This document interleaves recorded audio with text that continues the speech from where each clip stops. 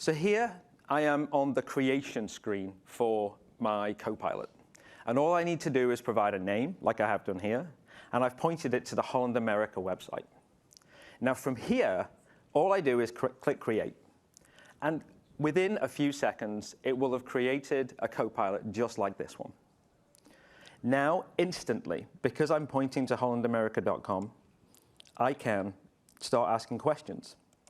So here I say, do I need a passport for my cruise? We can't necessarily anticipate all the questions that customers are going to ask.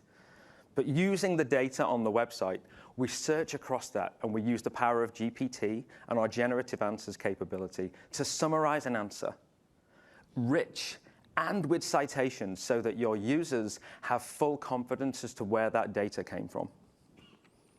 Even better, I'd heard that I need 6 months validity on my passport. So I ask, why do I need 6 months validity? But I don't have to say, why do I need 6 months validity on my passport? Because the generative answers capability uses the conversation history and the context of the conversation so that I can have a natural and fluid engagement with my Copilot. Now that's pretty incredible. But beyond the use of generative AI to answer these probably thousands of questions, any questions that your users have, what most companies need is control to build more specific use cases and scenarios for their Copilots. And for that, we use topics. So I'm going to head over to the topics page. Now, a topic is an individual module of conversation that you can design to determine what questions will your Copilot ask. What messages will it send? I've started building one of these in our state-of-the-art dialogue builder. And you can see here it's actually relatively simple for me to get going. I provide some phrases that are examples of what your users might say in order to trigger that particular topic. And then I can add nodes to my canvas. Here I can add a question node to ask them if they have an existing booking. I can branch my conversational logic. So if they do have an existing booking, I can say, great, now I can get you personalized recommendations based on your existing spend, based on your existing engagement, your recent engagement with Holland America. And adding more nodes to this canvas is incredibly simple. There's a wide range of things that you can do, but what I want to do is just add an extra message node just to really introduce the topic. Sure, I'm happy to help you find that information. And then instantly, we can say what excursions are available for my cruise. And you can see now that it's executing in the test chat on the right-hand side, I even have full visibility of exactly where I am within my topic at all times. So the testing experience is really right there along with you, so that if you want to jump out and make some changes and then carry on with your conversation, then you can do that. So here I can say, yep, I've got an existing booking. It asks me for my booking number. So we're now at that sort of, it's gone down the right branch for the condition, and it's asking me the question. So here I'll give it my booking number. It then makes a call out to Power Automate. We have integration with lots of external systems, including Power Automate. And right there, it's brought back personalized recommendations for potential excursions for me on my cruise. That's awesome. Adding a plugin action is incredibly simple. I simply open the wizard, and I can search across the available thousands of connectors. I can search across my own pre-built connectors, which wrap my own enterprise APIs. I can also use Power Automate flows and the new flows for Copilot that have been announced.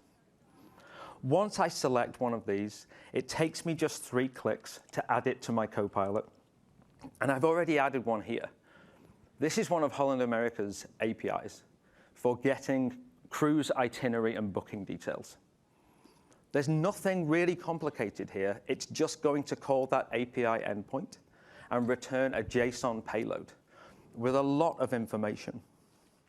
But where this gets really magical is when I head over to our generative AI page and I enable generative actions. Generative actions will enable your bot, using the power of GPT and Azure OpenAI, to pick the correct plugin depending on the user's query, execute that plugin, and then provide an appropriate response without any authoring needed. Let's take a look at what that's like. So I'm going to restart my conversation. And now that generative actions is enabled, I'm going to ask, what date does my cruise depart? I'm also going to open our new dynamic chaining log, which will show me the plugins that have been picked for me by the Copilot. So as soon as I ask that question, it's going to select, hopefully, the Holland America plugin. It's done that, but it's also recognized, as Omar said before, there's a missing piece of information that I just don't have in order to be able to execute this API. So it's asked me that question. It's generated a question for me. I didn't have to author anything. So let's go ahead and put in our booking number. And just like that, it will populate the booking number, call the API, and generate a response for me. A very succinct response that's contextual and relevant to my question. What happens if I ask something more open-ended, though? So where does it stop? That should select the same plugin, pick the same plugin for me, and then provide an answer. Now think about that. That was a more open-ended question. I could have meant anything. I didn't provide the context that I was still talking about a cruise. I didn't even provide my booking number. It used the whole context of the conversation that I've been having over the last few turns, which was entirely generated for me, to select that plugin, execute it, and provide me with this rich answer. And all of this was based off 3 clicks. Adding the plugin in 3 clicks is all I had to do to enable this experience.